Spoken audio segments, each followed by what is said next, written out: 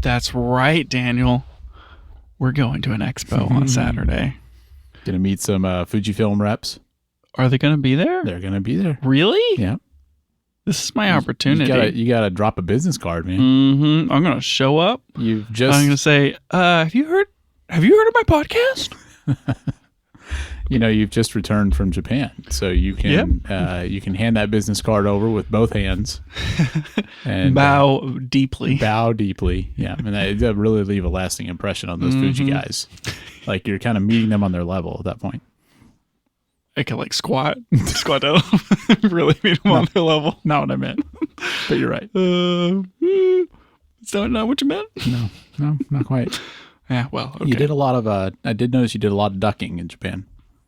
I mean, only the standard amount. It wasn't really only the standard amount. I feel like there was more than usual. Honestly, I didn't even notice how much I ducked. Really? There were ducked out of most trains. Mm-hmm. There was that one store that I couldn't stand up straight in. Yeah, I mean, I felt like I could barely stand up straight in that store, to be fair. I think I saw at least one time where you either almost or did knock a sign down. Yes. Yeah. It was, I reached up and stretched or something, or maybe I hit my head on it. I can't remember. I think you hit your head but on it just fell off the ceiling. Whoa! Just put this over here. Yeah, walk away slowly. Well, and then think about what a disaster that is for them. How are they going to put that sign back up? You have to get two people, one standing on the other shoulder. I mean, they could get a ladder, Daniel. I don't think that store had any ladders. That's not true. That store was 6 stories of everything. It had pachinko in the basement. Come on. I guess we just didn't look at the ladder section. But yeah, it was a few floors up. Probably. Yikes. Oh man, I am really feeling that jet lag coming back. Yeah, it's been rough. I'm supposed to start my half Ironman training this week, and it's was raining today, and I'm so tired. Yeah. Maybe that's better as a next week thing. No, I can't lose weeks, Daniel. Can't lose weeks. I have 23 weeks until the race. Oh, that isn't that many. No, it's only about half a year. I have to do 6 sets of 4. Or yeah. 4, 3, 4, 5. If you're doing 6 5 sets of 4. It'll be 5 sets of 4 and a taper. Yeah. Okay. Well, that's doable. It's all planned out. That'll fit in 23 weeks. Mm-hmm. Just right in there. You gotta start. I've already started. Sort of. Kind of. Sort of. If you say so.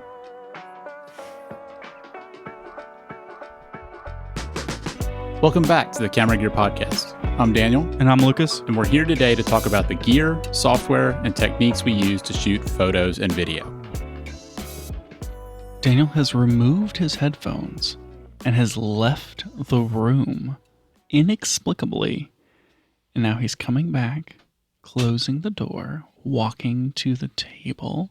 He has in his hand a drink, which he strategically set on the floor so as to not spill, whereas I have 2 drinks on the table because I am fearless. He now has his headphones on. That's not why I put the drink on the floor. I put the drink on the floor so it won't make the noise when it hits the table, which you, of course, don't care at all about. Yep. That reminds me that while I stopped by the house, I was going to pick up my new Autoboy Tele Quartz Zoom so that I could make it zoom on mic. Oh, yeah, good point. Yeah, and I forgot to. That'd be like the ASMR segment of the podcast. Yep. Oh, I have to do that next week. We could use that as a soundbite for something. Honestly, we probably could. Maybe that could be our ad roll soundbite. That'd be pretty good. I like that idea. I can save the final shot of a roll and have it do the full rewind on camera. Yeah. Which takes a surprising amount of time. A very long amount of time. Anyway, so Daniel, tell me about this Sony E-mount 50-150 f2. / do you know anything about this? The only things I know about it are that it made a pretty big splash when it released. It's pretty expensive. And I think it's basically this lens hasn't existed before, right? I mean, it's kind of a new, I don't know if there are any other 50-150 f2 lenses. Certainly first of its kind. And when you say expensive, we're talking it's $3,500 to $3,800. Yeah, it's definitely more than your typical $70 to $200 or whatever. I think the argument there is if you were to go out and buy a 50 an 85 and a 135 1.8 lens, an f2 version of that lens isn't going to be that much different. And so this could potentially supplant 3 lenses in your bag. Yeah. I mean, assuming the optical quality is there and all that, which I think is the big question, but that seems like clearly like kind of what they're going for here is replace 3 primes with 1 zoom. So far from most of the reviews and all things that we're seeing on this lens, it looks like the quality is there. This thing is pretty incredible, and similar to whenever Canon released the 28-70 f2, for a while that was kind of a reason to switch to Canon. Yeah. This seems like kind of a reason to use Sony. Yeah, I mean it's a pretty compelling focal range and aperture combination for sure. I mean, if shooting on like a 135 prime is a really cool look, and most of the time those are stopping at f1.8. You're not really getting into like the 1.4s or anything with that long of a prime. And one could argue that if you don't need the 150 to 200 range of a zoom, and you do appreciate maybe a little bit wider on the other side, a 50 to 150 f2 would perfectly replace a 70 to 200 and an 135 f1.8 if you don't really need the farthest end of the range. That's interesting. And a lot of people, don't necessarily get the f1.4 versions of those 50 and 85 primes anyway. So like, I mean, maybe it's like 1 lens instead of 4 lenses. I think this is a really, really cool, really interesting lens. It's getting even faster. Standard zooms is pretty exciting, something that we haven't been able to get out of like, DSLR style, and now with modern lens designs and, mirrorless and all that sort of thing. I do wonder what you think about, 28-70 being the f2 version on the standard, and this being the telephoto zoom at 50 to 150. They're overlapping 50 to 70 millimeters. Yeah. Do you think that they're doing that intentionally? Do you think that it's more of a ploy that they don't see people buying both the 28-70 and this lens? Like, are they serving completely different purposes, do you think? I don't know if I'd say that. I think maybe it's just kind of a matter of convenience. Like, I mean, for one thing, I don't mind the overlap that much because I feel like, sometimes I just have a lens equipped and like that's the lens I'm using. I'm not going to change lenses right then. And it's nice to be able to go a little bit wider, a little bit tighter. And maybe it was just the case that they could, make these lenses in such a way where like adding that extra range didn't add much weight or size or anything like that. Like if you can do that kind of, for free, why not? Like I'd rather have a wider range than a smaller range. Yeah, I think that pushing this to 200 would have made the lens substantially bigger. I would think so. Whereas it's chunkier than the 70 to 200 for sure. It's a 95 millimeter filter thread. Yeah. At least it still takes filters, but it is not any longer. It is as long as, if not a smidge shorter. The hood is much shorter. So, I mean, if you're using the hood, this is shorter than a 70. Pretty impressive, really. And I mean, Sony cameras have that APS-C crop mode. So, if you need a little bit more reach, you could use that to get you a little bit more range. Yeah, for sure. I think that, to me, it's a one or the other situation.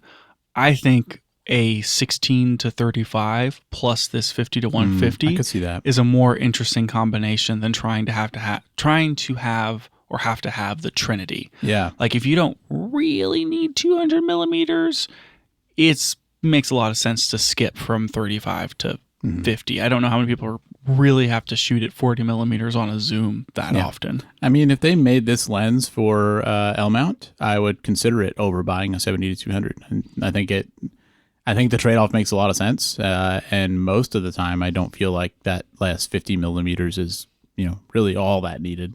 Yeah, so I think that the price is pretty intense, but to me it makes a lot of sense in that you could argue that instead of buying, say you buy your trinity of zooms and a portrait prime at 135, or even like an 85 1.8, you could say that this takes the place of your portrait primes and your long zoom, and then you could only do the ultra wide. Yeah. And so it's possible that like this could supplant 2 or 3 lenses in a kit, and then you only need the ultra wide zoom, and now all of a sudden you're carrying less lenses and you have kind of a more you know, reasonable operating range for with less gear. Yeah, well, and I think it would fit run and gun type stuff really well because changing lenses is like downtime, where you can't be shooting. So like, the less you have to change lenses, the better. And that's honestly one of the downsides of a Trinity setup where you have your 16 to 200 amongst 3 lenses.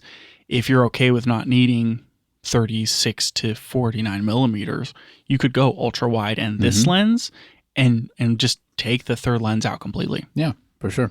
That's kind of interesting. This thing has 4 linear motors in it to move the glass, but it moves it so stinking fast. This is remarkably quick autofocus. Yeah, I think I saw something about that.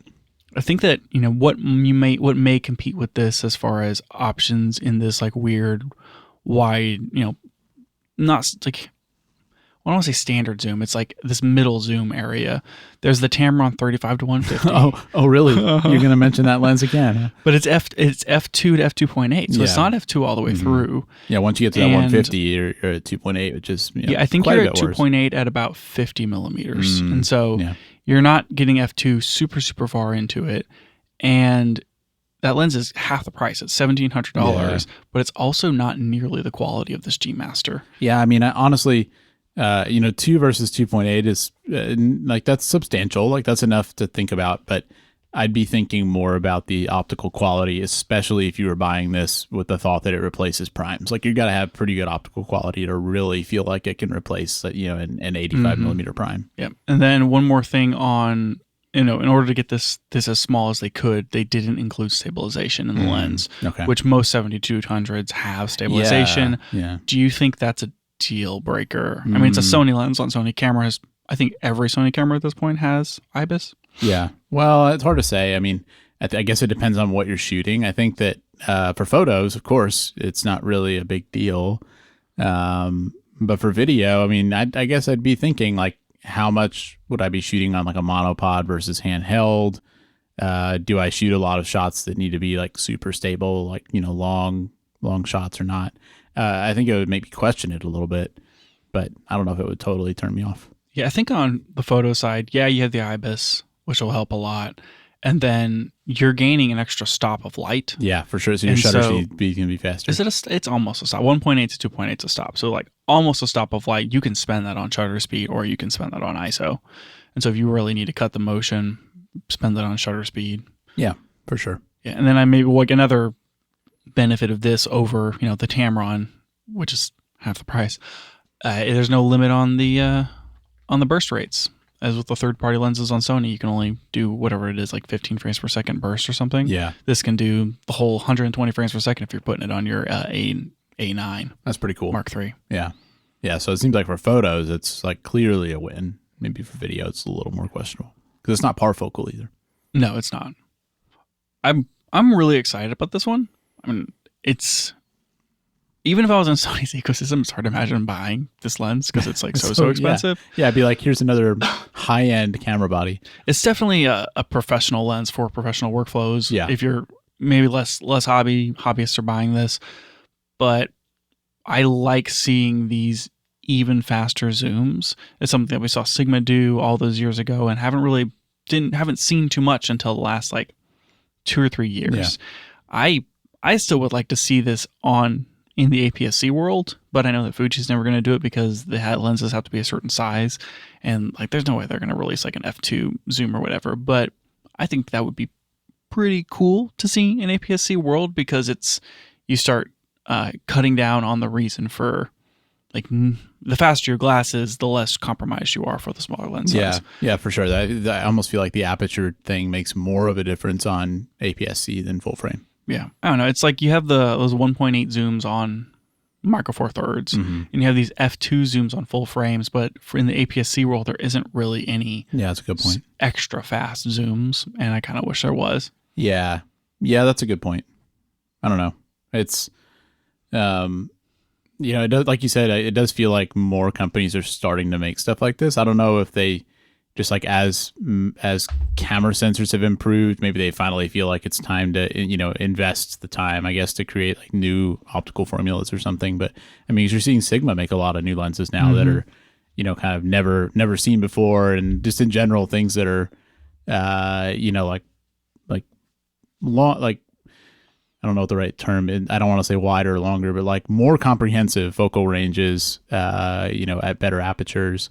And I guess there's also like, maybe there's just more processing power available now for lens correction profiles. And we talked about that a lot too. It feels like a combination of a lot of factors, but it's definitely cool that we're seeing some of these new types of lenses come out. I do think the lens correction is a bigger part of this or one of the bigger parts of these new lens designs is that they can just fix it in post, and therefore they can make different decisions on the lenses. Whereas, when that was less of a thing, you had to kind of make the lens perfect within itself. True. So it's interesting to see. I like being able to have more options in ranges of focal lengths, so that it's not always like, well, these are the 3 lenses that you need if you want the zooms, and then like these are your primes. Getting more interesting in between options is you can kind of optimize for like for what you find yourself shooting. Yeah, because like I think of the wedding photographer. To me, it seems like if you had a 16 to 35 and a 50 to 150. Now you're not switching lenses for between your standard and your ultra wide zoom. Yeah, that's true. I don't know. This is pretty good. Yep. I think it's a pretty cool release from Sony, and I'm sure that Canon will turn around and release the same thing post haste. Yeah, they probably will. I guess we'll see. We haven't seen Nikon do this yet. Good point. Yeah. Where's that Nikon 20 to 70 f2? Yeah. Yeah, I mean, because 20 to 50 f2, I don't know. Is the weird. The Tamron 35 to 150 is probably available on Z-mount. Yeah, you can get that on Z-mount, I think. Yeah, but like we said, that's not exactly the same lens. Yeah, not quite. Anywho. Cool. More Sony stuff that probably you and I will never use. I don't know. I keep saying that I'm going to switch to Sony. Mm-hmm. Well, they've got rumors of new cameras, so maybe so. Yep. Okay, Daniel. We took off last week. Yep, sure did. And by took off, we mean we left the country. Yes. And we did come back, but we briefly left the country. We went to Japan. Mm-hmm.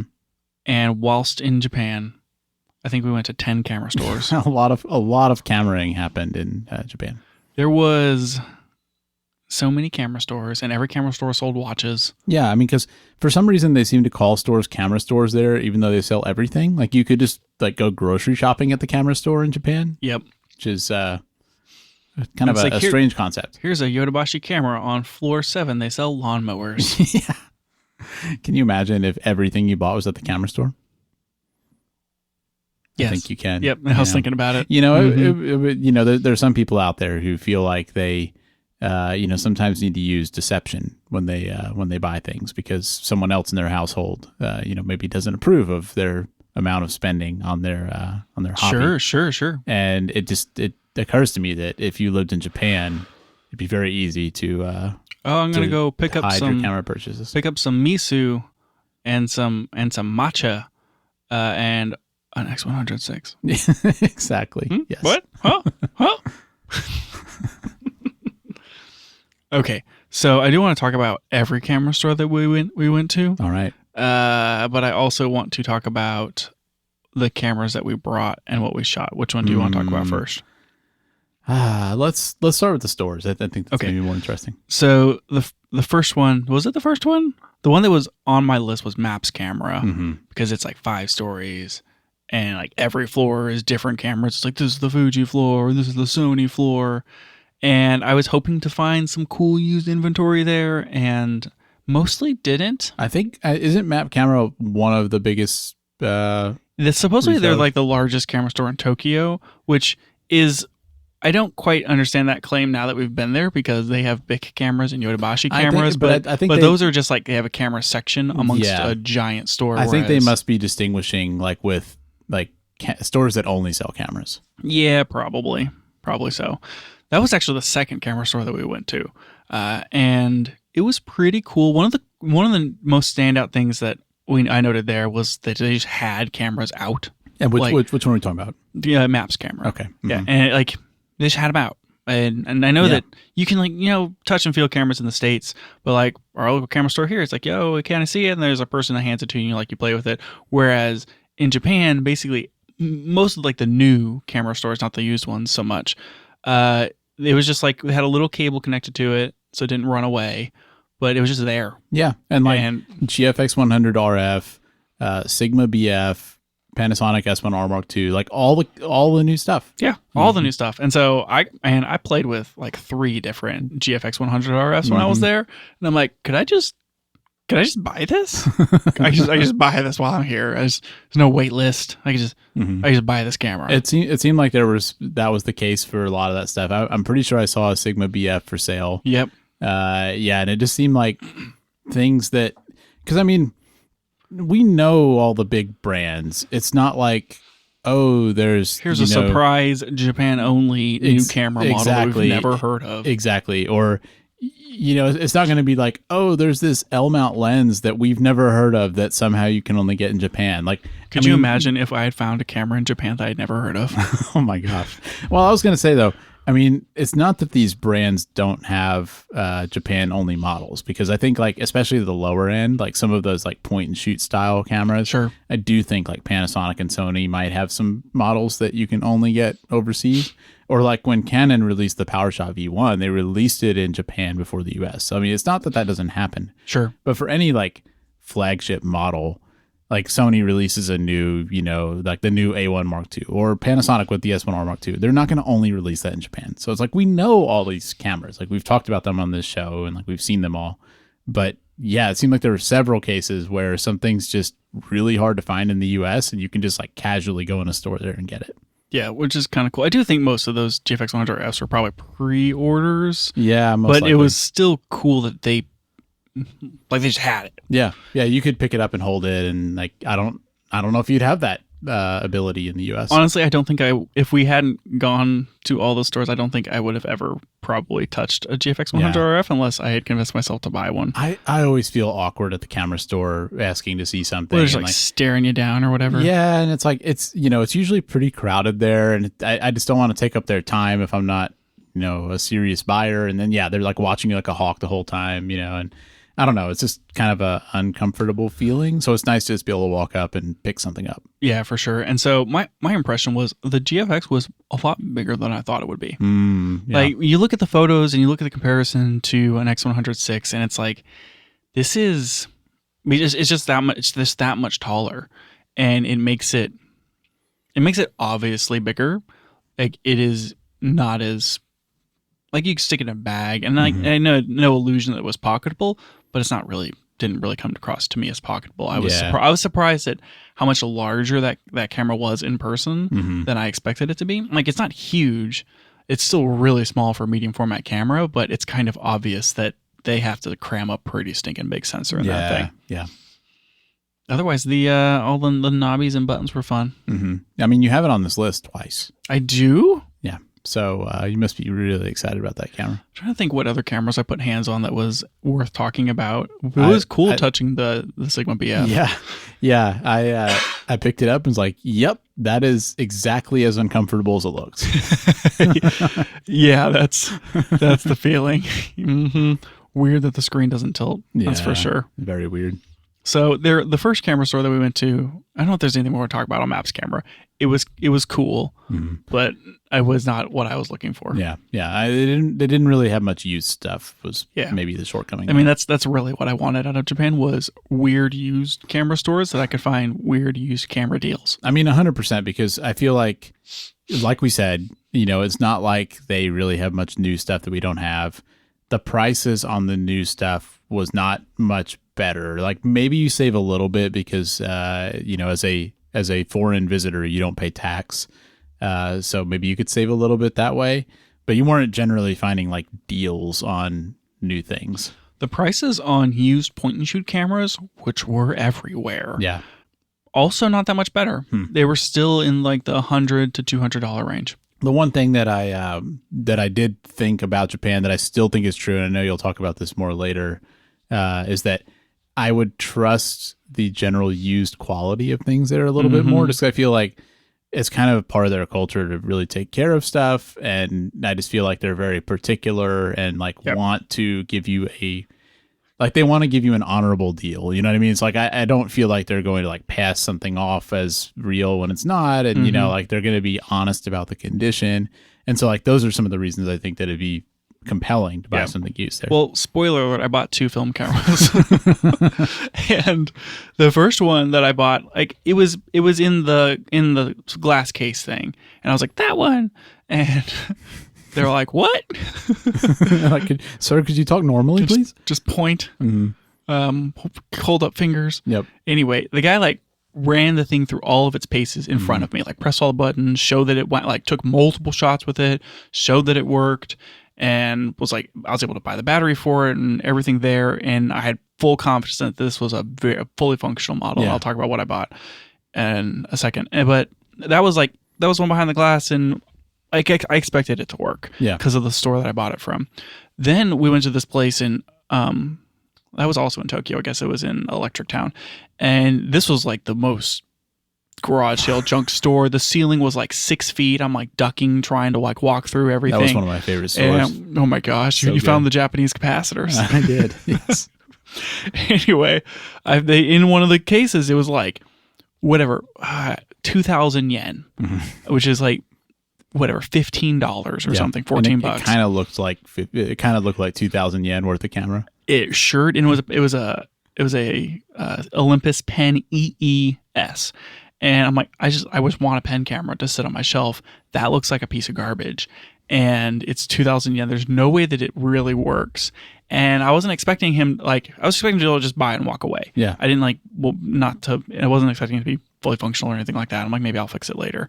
And the guy like takes it out and he's like cranks through, like makes sure that all the shutter mechanism works and like checks everything about it in front of me, opens it up, finds some film inside and closes it really quickly. And he like hands it to me to like make sure it's exactly what I want. And I was like, I was not expecting him to like prove to me that this thing works and like make sure it's functional before I even buy it. Yeah. I thought this was going to be more of like you're buying a piece of junk store. And no, it's like, if we're going to sell this to you, we want you to know that it works and we want you to be happy with it. Yeah. Even though we're not speaking the same language, it's still like, we want you to be happy with this thing that you're going to buy. It's pretty cool. So that was a cool experience. And I'm really excited about developing that roll of film that was in that camera. There's just no telling what you'll find on that. Yeah. Who knows? Yeah. Anyway, so the first camera store we went to before Maps was this. Like I pulled it up on Maps just now and I'm looking at it and I have no idea what this place is called. Still not sure what the name is. Like I'm reading a word. I can't even say it out loud. It was in Shinjuku, if that helps. Across the street from the Maps camera near Yodobashi camera. I remember. Which was a watch store. I remember the one you're talking about now. Yeah, it's catty corner from the Yodobashi camera bag store. Yeah. Which is a dedicated store for bags. I felt like this first camera store you went to was like a pretty exciting intro. Okay, so they had a bunch of used stuff, and I found what looked like a pretty good deal on a Pentax 645. Like it was like 14,500 yen or something. You had your face about an inch from the glass. Yeah, I mean it was like $120 for a Pentax 645, and I'm like, that's a really good deal for a Pentax 645. Daniel, should I get this camera? Daniel, should I buy this camera right now? Do they have any lenses for the camera? And then like they had a second floor or they had a third floor that you go look at more used cameras, and it's like go around the corner and then go into this alley and go up these stairs. Yeah, that was funny. It was like leave the store and then re-enter the store from a different location. Yep. And they had some cool stuff on the second floor, another camera, whatever. It took me a while to figure out the translations as far as that Pentax was a junk camera. And I'm like, I don't know what that means. I don't know what Japanese junk is. I don't know if junk camera to them means it's just missing the grip. Yeah. Or if it means that the shutter doesn't work or it needs like serious work. And I don't know how to ask questions about what's wrong with this thing. And I just didn't want to have to deal with the whole, like, can I see it? And hold on, I don't know enough about Pentax 645s and like exactly all the buttons you have to press to know whether or not it works. Yeah, you would have had a hard time judging the condition. Yeah, like if I was more in that world of like I already own a medium format film camera in this style, and I know how to know if it's functional, then I would have been way more inclined to buy that camera. Yeah. But I was a little turned off by not knowing how to deal. So. I am kind of bummed you didn't buy that just because I wanted to see how you were going to get it home. There's no way. I would just held it the whole time. I just held it to myself. Just hold it in my chest. On that 14-hour plane flight. Yep, exactly. So that was that store, which was really cool. And then there was we talked about the maps. Then we went to the Yodobashi camera in Shinjuku, and that was a wild experience. I mean, that was our first Yodobashi experience, and Yep. I don't think we were prepared for what was happening there. No, not quite. And that one's broken up. They have it's a bunch of different stores littered throughout this shopping area versus the ones which are like their own 7-story monstrosity. That's right. Yeah, that was different. I don't think there was anything special about that one that really stood out, other than their prices for Fuji lenses were not exceptionally good. I mean, that was kind of our first experience though with how the Japan stores are, where you can kind of like pick stuff up and hold it and all that. And yeah, it's just neat to see all that stuff like up close, and you can get a better idea of the size of things and stuff. Lenses too. Okay. And then the fourth camera store that we went to, that one was the one that was gangbusters. They had so many used film cameras. Yeah. And they were all in good operating condition. It was cash only. Those were in glass cases, but I mean, it was like, they had over 1,000 cameras in that store. Oh my gosh. There were so many used cameras. I found what was it? Oh man. I found a Canonette. Mark II. Still a little surprised you didn't get that one. Oh, I did not. It turns out I wouldn't have had enough yen on me. Would have had to come back. But man, I almost bought that camera. It was like a little over $100 roughly. But it's like the f1.7 like Canonette film camera, Daniel. Oh my gosh. Yep. I was that's like that's on my list. Like if I get a Fujifilm Natura or a Canonette, I would be so happy. So I almost bought that one, but I was like, I don't know, I'll spend the money on it or whatever. And so I looked around a whole bunch. I eventually settled on a Canon Autoboy Tele Zoom Quartz, of which they had like a row of Autoboys. Yeah, they did. All the Autoboys. This is one that I wanted, but I don't want to buy on eBay because the mechanisms. It has a lot of motors. It's a very automatic camera, and I worry about the motors being bad. And so I've been real trepidatious to buy something like that on eBay. But here, they can just prove to me that it works. You can get that white glove service where they're checking everything out. When I bought it, I had exactly enough yen to buy the camera, a battery, and a roll of film. I was like, that's satisfying. It was meant to be. But this one has the quartz is because you can set the date on the back, and so you can imprint the date on the film. Everything is in Japanese, which is amazing. In America, this would be a Sure Shot, but because it's the Japanese model, it's an Autoboy. Yep. It has on the front. It has a soft filter. Yeah, like a mist filter. Yeah, you can just like pull down on a lever, and it's got a mist filter just built in. Yeah, it's pretty cool. Awesome. It has a button to zoom, and it will shoot 40 millimeter f2.8 or 70 millimeter f5.6. And you just click the button, and it goes, and the lens extends out, and you click it again, it goes, and goes back in. It's pretty cool. So awesome. Yeah. It's my first auto wind film camera. And it's like, you just take a shot and it winds, which is very fun to do in quiet places because you're like, click.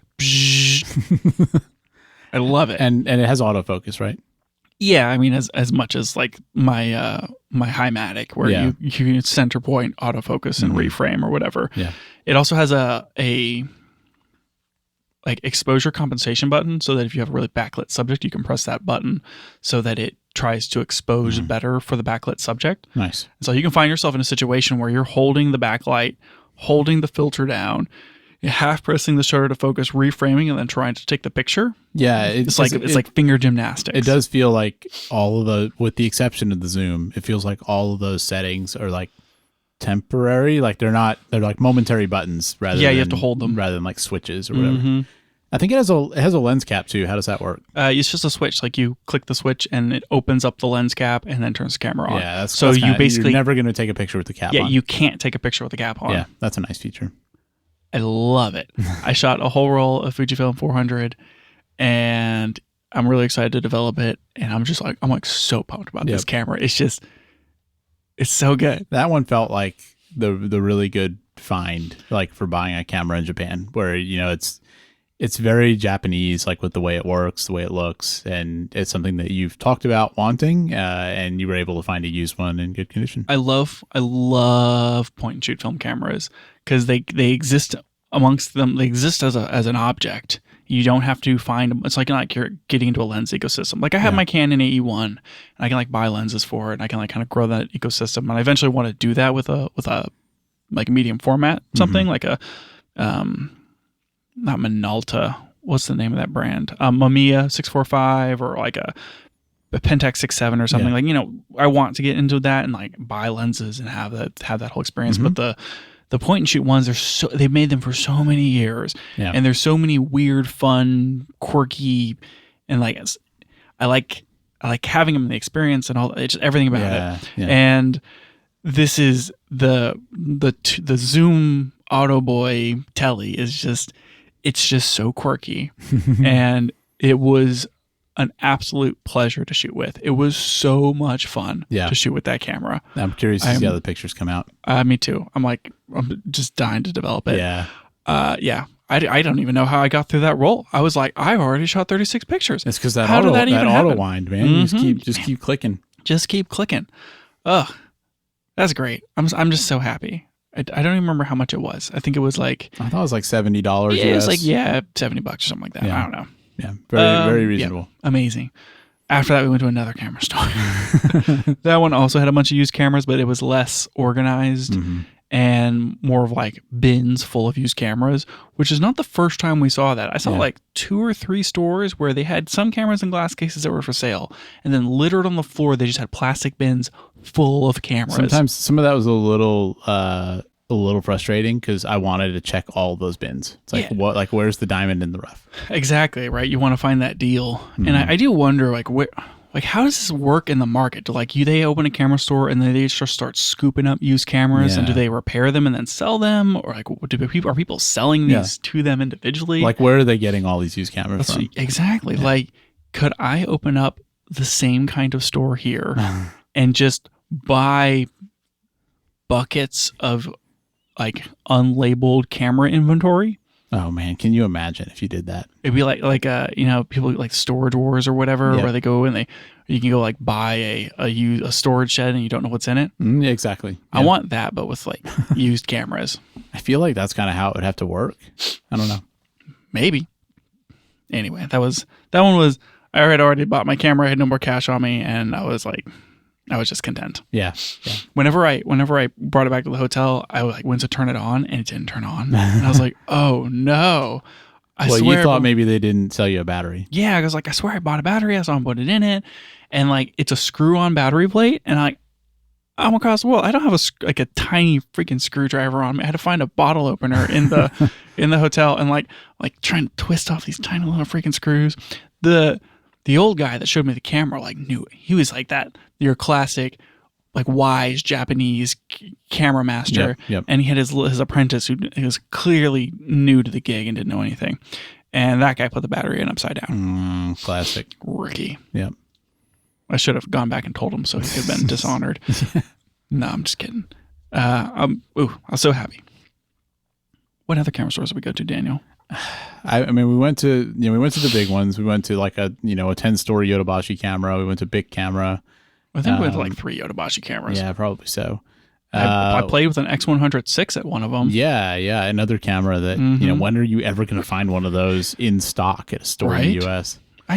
The more I played with it, I was like, I don't know when I'd ever shoot this over my my XT5. Yeah. I mean, I guess what makes you feel that way, though? Just not that much smaller? I don't know. It just wasn't... I'm more familiar with the XT5, and like the controls are slightly different, and it just wasn't the same. It's probably just a, kind of the classic thing of like, you have something that you're familiar with and comfortable with, and you get used to that. You'd probably feel the same way if you had an X100. Honestly, that's probably exactly what it is. So, otherwise, I bought another capture clip. Yeah, because you forgot yours, right? Yep. I think you got in silver this time? Yeah, sure did. We went to the Bic camera in... Where was that? Was that in I think we went Osaka? To one, I think we went to one in Kyoto and another one in Osaka. Okay, so the one in Osaka, we're trying to find it, and it's like, this is on the 3rd floor. And so we saw the sign, and we walk in, and it's like pachinko. Yeah, because we got in on the basement level. Yep. That's where they keep the pachinko. And we're like, huh. So I guess we have to go up. And so we went up an escalator, and then it was another level of pachinko. I'm like, that's how they keep these things in business. Because then you go up one more floor, and it's just like, nice, brightly lit camera store. Yeah, what a well, weird here's deal. all the cell phones. And you go up another one, and it's like, here's all the cameras. Yeah. And in that camera store, I bought film. I found a roll of some who knows what Japanese film, and I think the internet seems to think that it's like Lomography Metropolis, just reboxed, which fine. So I bought that, and then I bought a Provia 100F and Velvia 100 slide film, which you can't buy in America because of some like trace of chemical that the EPA has decided is not good for you. I'm still curious if you're going to be able to get that developed. Yeah, I don't actually know, but it was 5,000 yen a roll, which is like $35 a roll. I spent about $100 on 3 rolls of film. But it's a unique film that you can only get in Japan. This is what I wanted, Daniel. I wanted film cameras, and I wanted to buy film that I can only buy in Japan. And I succeeded at both of those. Yes, you and did. I'm extraordinarily happy. Yeah. Remember what may have been the final? No, it wasn't the final camera store we went to. So I'm sure we hit up a Yodobashi again at some point. But we went to that one that was kind of like in an office building on the second floor. That was the sketchiest one that we went to. Where it's like the map says that it's here, and we walk in, it's just like an apartment office building, and I'm like translating the signs, trying to find where to go. It's like, oh, these are the stairs. I guess we go up these stairs. We go up, and we're like, this just looks like a hallway. And then there's a sign on that door, and the door's like propped open, and they're like, we're closed, but the door's open, and there's people in there doing business. And that one was another like full of bins of cameras. Well, I mean, that one they were like unpacking or something, and so you couldn't even walk around in the store. Yeah, it was like you could walk halfway in, and then it was just so many cameras. Yep, that was a nice level of chaos, but you couldn't really stay around and like browse. And that one was a bit wild. Anyway, so I think that's probably most of it on the camera stuff. The other I mentioned earlier, the other camera that I bought was an Olympus Pen EES, which is another fully automatic point and shoot from like 1967 or something, and it has I forget the term, but the light diode on the front is what makes it automatic, and then those can go out over time. So I'm curious to see if it even actually it's made out of like selenium or something, right? Yeah, that's right. Yeah. So I'm curious if that one will actually shoot well. It's got fungus in the eyepiece. You took a couple pictures with it, though, right? I did take some pictures with it on the film that was in there. So who knows? Yeah, who knows what the second half of that roll is going to be compared to the first. I don't expect that I'll actually use that, but I bought it because I wanted a pen half frame camera to just like have a pen half frame camera. It's like if you're gonna buy a pen camera, buy a pen F. Don't buy unless you just really want something that's like that. I think the newer stuff you can use in a more of a manual mode, whereas this one is basically fully automatic. So it shoots at like 2 shutter speeds, and you can set the f-stop for like flash mode. But I mean, you really just want it as a display piece. Yeah, for sure. So I kind of want to clean it up, and I thought that I could get one of those. Remember those glow in the dark, not glow in the dark, but like the light up cube shelf things they make for cameras that we talked about.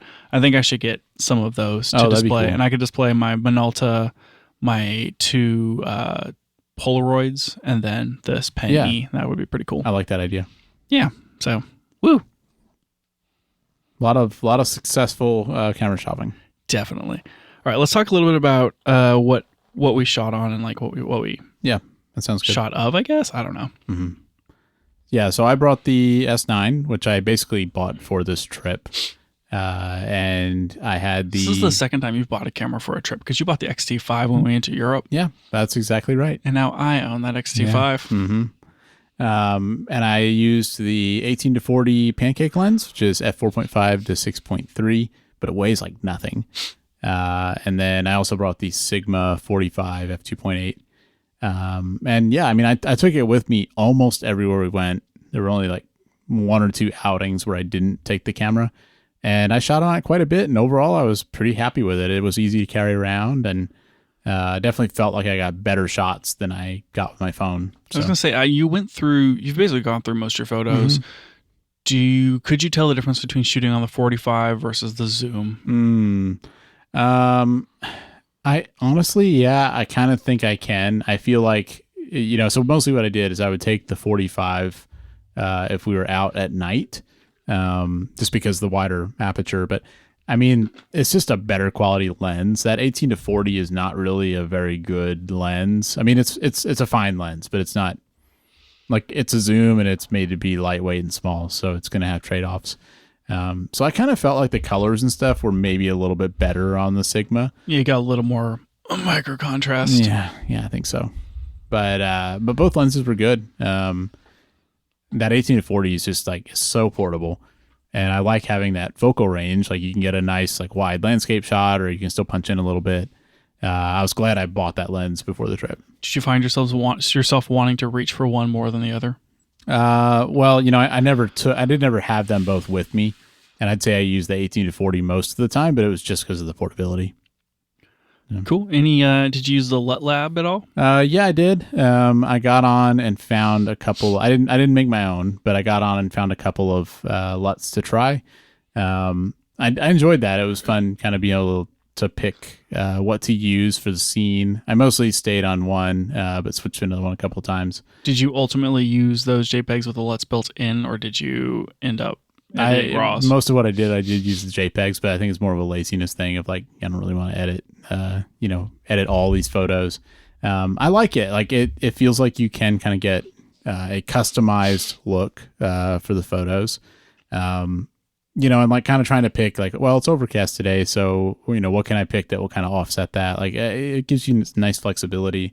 I think the one thing I don't like about it is that so once you take a picture with the LUT applied, you can go in and you can see what LUT was used, but what I would have liked to have seen is the ability to apply different LUTs after the fact. Yeah, that would be cool. Because you can do that on a Fuji camera. Like, you can go to the review thing and I think you can change. Yeah, you can change the film simulation if you're shooting in RAW. Yeah, and you can't do that on the S9. So, I mean, once you get it on Lightroom, you can take the RAW and you can apply whatever LUT you want. So, like, you can do it there, but you can't do it on the camera. So that made it a little bit harder to, like, kind of experiment, and see what you like or change it after the fact. Yeah, that's a little frustrating. Yeah, but it was good overall.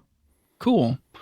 I obviously shot with the X-T5, but I shot with a few different film simulations going through, and then after the first day or so, I went through my photos and I kind of like was toying with the different simulation options and like how I want to edit it. And I think I landed on nostalgic neg for like just kind of the warmth and add a little contrasting color to it. And so I just made a recipe for that in the camera, and I basically shot everything in nostalgic neg from that point on, so that I kind of had a consistent look through all of my JPEGs. And I think I was pretty happy with that as an overall look for just kind of the color palette of Japan, which like all the signs are fun and they pop, and there's a lot of like advertisement and just every building is like, this is what's in the building, and it's just like big, colorful, in kanji or whatever. And but on top of that, it's just like these gray, very utilitarian, brutalist type buildings that are just square and nothing fancy. There was some more fancy buildings in Osaka, but generally speaking, it was just kind of, most buildings were just buildings. It's not a very nothing very too unique or anything. It's more of like the signage that they put on it that it is. And so a lot of those monotone colors, it was like, how do you make that look good without it looking too depressing? And so finding just kind of the right color profile to shoot with a lot of the street photography and city stuff was interesting. Yeah, and I really enjoyed taking pictures at night, partially for that reason. It kind of like hides some of the boringness of some of the buildings, and you get all the cool lights. But I also liked it because I'm not usually in shooting situations like that. I don't spend that much time like downtown in a big city at night taking photos, so you get some cool effects with the lights. Yep. And so I followed my heart with this trip, and I brought only the 23mm 1.4. Yeah, it's a pretty bold move for you. As many lenses as you have, only just bringing the one lens and only a prime. How'd that work out? I just went for it. I didn't too much need anything wider than that. I took some wider shots with my phone, but I was relatively happy with the width.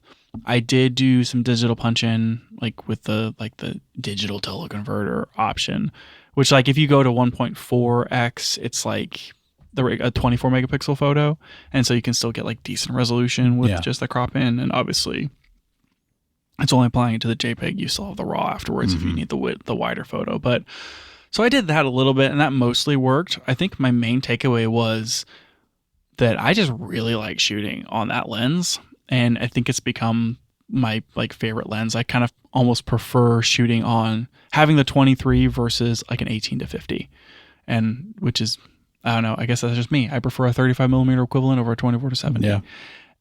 Makes me wonder if you should get rid of that 18 to 50. Ridiculous. I probably should get rid of that 18 to 50. The fact that I bought that as my travel zoom and then I just didn't even bring it. Yeah. Well, we were trying to go as light as possible because Yeah. this was like no play in Japan, and we didn't really book anything ahead of time and absolutely wunged it. Is that a word? Wunged? No. Okay, wanged it. And so I was like, I don't want to bring a bunch of stuff. I want to like really keep this minimal. We did do quite a bit of walking with like Yeah. all the luggage. If it was a photo, like if this was a photography trip, this was more of like a Lucas wants to go to every camera store in Japan trip, which is different than a photography trip. This Yes. was like, I'm going to shoot photos, and yeah, I'm going to bring a whole kit. Yeah. But if it's like we're traveling and I'm just there to capture memories, and I like shooting with a camera over shooting with my phone, then it's what I found is whenever we went to Europe and it's like, yeah, we're walking 15,000 steps a day, and I'm just like taking a bunch of snapshots, the like switching lenses was kind of annoying. Yeah. And deep down, I love being able to drop below f2.8 and knowing that I'm going to get a sharper image on a prime. And I always feel like I'm missing out when I only bring a zoom. Yeah. I don't know why. I get that. And so I feel like for those kind of things, I'm like, I would just rather reach for the prime, not have to think about how I'm going to like just frame it with my feet and not have to think too much about like how much I'm zooming in. Yeah. And I feel like I've said that 1,000 times, but the more that I do stuff like this, I'm like, you know what? I would just rather have a 23 millimeter on my Fuji, and then I'll be happy. Yeah. It kind of sounds to me like you should get rid of that 18 to 50. It kind of does. And I think what I've settled on is that I'm going to upgrade that lens. Like I have the original 16 and 56 and 23, and really I just got to get the 35, and I'd have the whole complete set of the original lenses. But the new 23 1.4 is weather sealed, it's sharper, and has a linear motor, so it focuses much faster. Like that one can actually resolve the 40 megapixels. And it can resolve to 40 megapixels. I think that like with how much I'm using this 23, I need to upgrade to the newer. Yeah, and so that's why we're going to go to that expo this weekend. And I'm going to sell, if they have one, I'll sell my 23 and I'll buy the new one and be even more happy. Yep. But you're right. I should just sell the 18 to 50 while I'm there, even though that lens is worth nothing. Yeah. I just, if you're not using it, It was so cheap. It was so cheap. It was. But I probably should sell it. Yeah, probably. Anyway, so yeah, that was it. I brought one lens, shot it the whole time. Very and impressive. No regrets. Yeah. And I mean, once you bought the Auto Boy, like the first day we were there, Mm-hmm. and you did take that with you sometimes, because you shot the rest of that film roll on. I mean, I had my little small Timbuktu bag and had my extra small camera cube in it, and I could fit my Auto Boy and my XT5 in my camera cube, and that was it. Yep. That was all you needed. That's all I needed. It's pretty good. Yeah. I did use the the high resolution mode on the S9, which is the first time I've ever used that on the camera. I don't remember. Do the Fujis have that? Like, does the X-H2S have a sensor shift high resolution mode? I don't think it does. I didn't think it did either. I think some of them do, but I don't think any of the cameras I have it. Yeah, because I'm pretty sure the GFX stuff does, but it worked pretty well. It took me a while to find where the setting was. It's a drive mode in the camera. So like where you set like single or burst or whatever, you set high resolution mode. And yeah, I mean, it's like you kind of line up and take the picture, it pauses for a moment, and then it takes however many frames. And then you have to wait a little while for the camera to stitch it together. Like that's the only downside is you can't shoot fast with that. I mean, it took like, I don't know, 10 seconds or something for it to stitch all those photos together. And that's time you can't be shooting. But one thing that's cool is that it does still take a regular photo as well. So, if you don't like it for some reason, you still have a regular shot. But I shot some night scenes looking out over Tokyo. So tons of buildings, tons of small detail. And that was why I thought like this would be the perfect use. I can use this, get some more detail. And, so shooting in the dark, I was using that 18 to 40 lens, so like aperture f4.5, And I just had the camera on aperture priority basically. So the shutter speed was terrible. It was like 1/6 for one of them and 1/10 for another. Yikes. And, I didn't know how it was going to come out, but I mean, I guess Panasonic's IBIS is so good. You did handheld. Yeah, I did it handheld. And, if you zoom in on the photos, like you can actually see more detail on the high resolution one. Yeah, so I thought it was pretty it cool. was noticeable. So yeah. Neat experience using that. That is cool. I may be wrong. I need to look into this pixel shift multi-shot feature. That sounds like the same thing It's to 20 me. shots using the IBIS to take a raw image by a half pixel with each shot, recording each frame in raw format using specialized computer software the frames can be combined to create a high-resolution raw.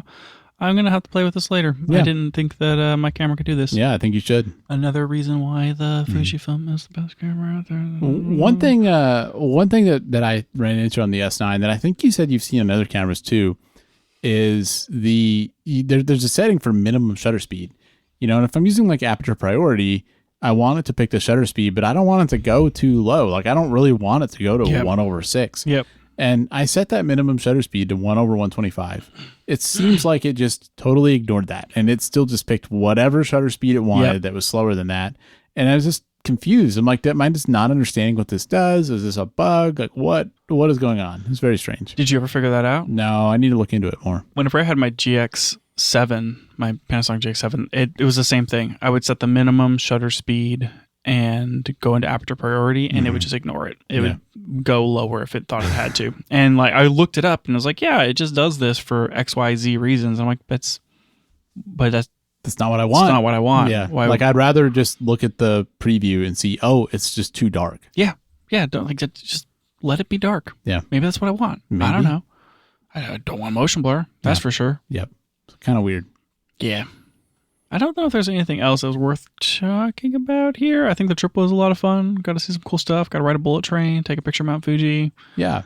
I don't know. It was a good time. I felt like, we kind of talked about it earlier, but I felt like the camera culture there in terms of the stores, I think mostly lived up to expectations in terms of like, I wasn't surprised that we did eventually find like huge selections of used cameras, although you had to go to the right places. Like if you went to the big Yodobashi or big camera, like those just didn't really have that. But once we found the used stuff, there was plenty of it. And overall, like, I mean, not that things weren't beat up, that pen you got was pretty beat up, but things were generally in good condition. And yeah, it seemed like they were like wanting to give you a fair deal, wanting to make sure that you understood the condition before you bought it, which like I appreciated all that stuff. And I think that, I mean, I'm not going to go as far as saying like go to Japan if you want to buy a used film camera, but I think if that's something you're interested in, if you go to Japan, like I definitely do think it's worth seeking that out. Like I had fun looking at it, even though I don't like film cameras, and I know it was really rewarding for you to find some of that stuff that like otherwise you'd be buying kind of sight unseen on eBay. I think that there's a lot of stuff on eBay where you'll see that it ships from Japan. Mm-hmm. And after this experience, I'm thinking like, oh, maybe these are those stores. Could be. Yeah.